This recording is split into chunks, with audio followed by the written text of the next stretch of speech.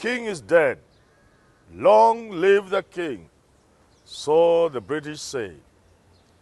That would seem to have played out during the burial ceremony of President Daniel Arap Moi at his Kabarak home. But before we go into the politics of the coronation, let me pay special tribute, give a special thank you to our men in uniform and to their chief, Gideon Moi, for making us proud, for showing that at least there's a time we can do something, for showing the world we can manage such a feat. Thank you, Gideon Moi. Thank you, Kibisho. Thank you, Matiangi. You ran this thing in a manner many people could not believe that a third world country can do what you did. It got me thinking, why don't we involve our military in a little more of these things we do? This morning I have one suggestion. Kenyans are stranded in China. Number of them, most of them are students. In a ghost city where nothing is going on, where nobody's walking in town, where factories are closed. You can imagine being in a foreign land. In that kind of situation, we are told their supplies are running out. The Chinese government is moving in estates and supplying people with food and water. I shudder to imagine what would happen if 1 or 2 Africans died in China. What will happen to our fellow Kenyans there? Moi told us, hakuna mtu anadhamini Mwafrika. Nobody values an African. Even the African does not value himself.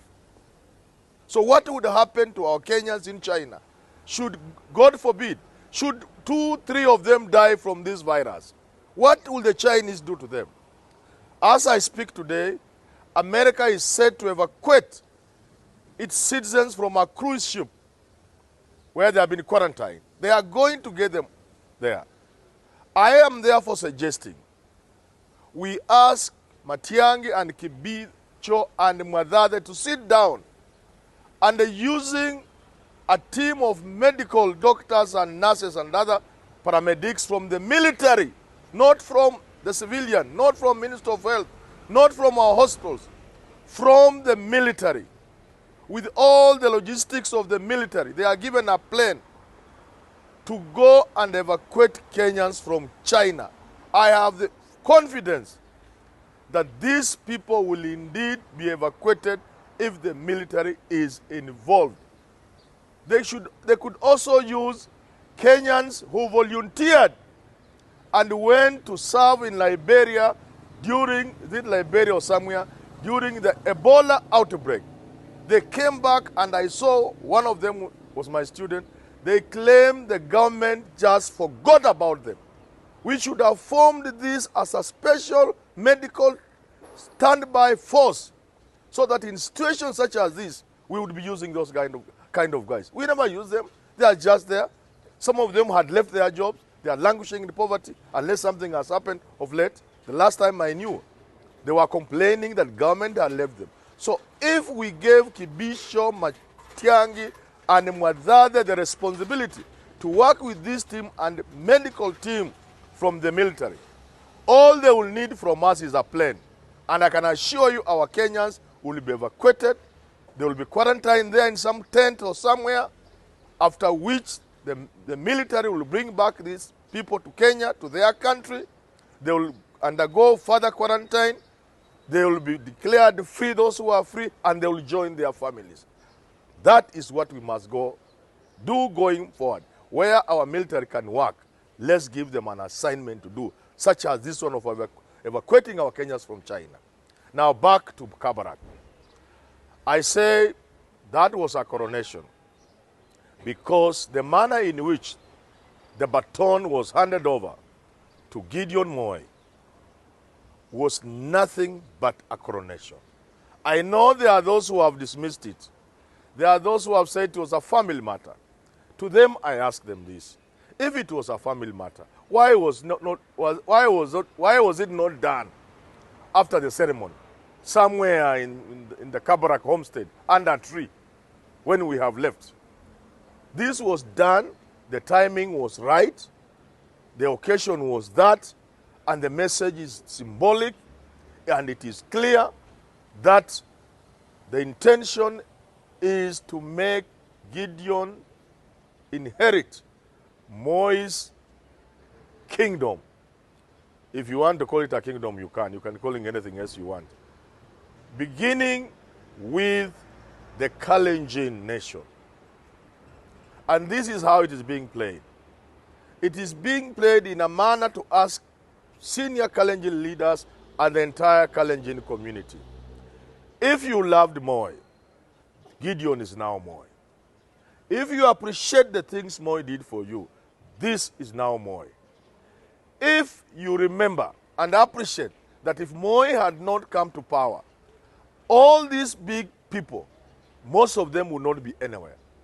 The education that has been accorded to the Kalenjin, it is Moi. If you appreciate that, Gideon is Moi. So anybody who is underrating that. And that's why I keep advising people from Murkomen's Corner. Learn to appreciate things and listen to alternative voices. Don't say that was a simple thing. That was nothing. The Kalenjin don't do it that way. I also have some little Kalenjin in me. Things have changed. Cultural practices have changed in many ways. Where I come from, men, not boys, young men around 20 and above were circumcised when you were about 20 something. And they stayed in seclusion. We, when we are circumcised, we stay in the bush. They stayed for 1 year. 1 year. Before coming back home, before graduation. It was reduced to 6 months, 3 months, and then finally it is 1 month. Our boys stay in the bush, in seclusion, for 1 month. It used to be a year. The reality on the ground, you can't put somebody away for a year. They need to go to school. So these things have changed, both in scale and in timing. So let us not deceive ourselves.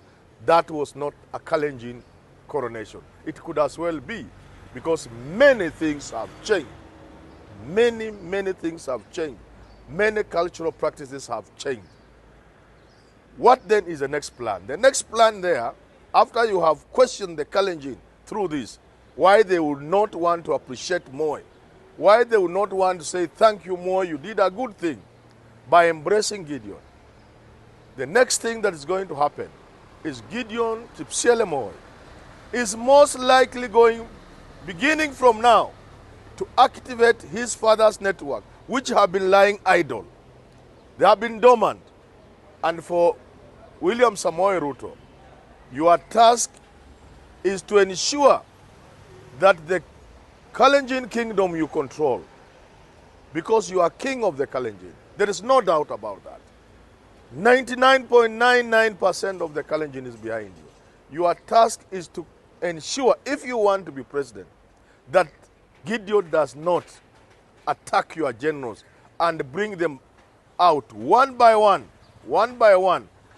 I want you to be careful. Check what happens in the 40 days that Salat, Nick Salat said, after 7 days of mourning, they are going to be in Kabarak for 40 days, consulting, condoling with Gideon, receiving mourners, receiving visitors. That is a political sojourn.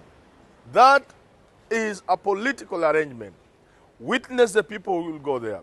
Witness the declarations. Be observant and see people who go there. Put your ear on the ground. Get to hear and to learn what people will have said in Kabarak. Then you will agree with me that handing over of baton was not an empty exercise. It was not as un-Kalenjin as you think. Because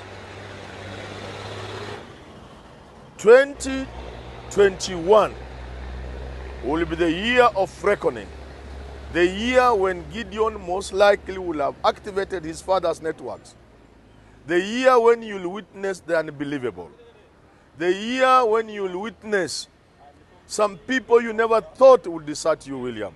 You'll see them going to Gideon. Just as it is now beginning to emerge in the Mount Kenya region, where all these so-called supporters, some of them have begun to develop cold feet. Some of them have begun to go. In many parts of the country, you can begin to see movement. And power works in such a way. Power works in such a way, people want to associate with power. So the Kalenjin nation, if they see that those who are trying to isolate William Samoei Ruto are kind of succeeding, that power doesn't seem to be moving in his direction, they will, in true nature of human beings, move towards Gideon Moi if they think that is where they have their surest bet. In order to forestall that, my advice to William Ruto is not to take this ceremony, is not to take this coronation at Kabarak as if it is nothing. Beginning by not listening to people like Murkomen. Because they'll tell you it's nothing, they'll dismiss it. But before you know what is happening, my friend, fimbo ya nyayo itakuwa inatingishwa. And itatingishwa in a manner that is most likely to dent your political ambition.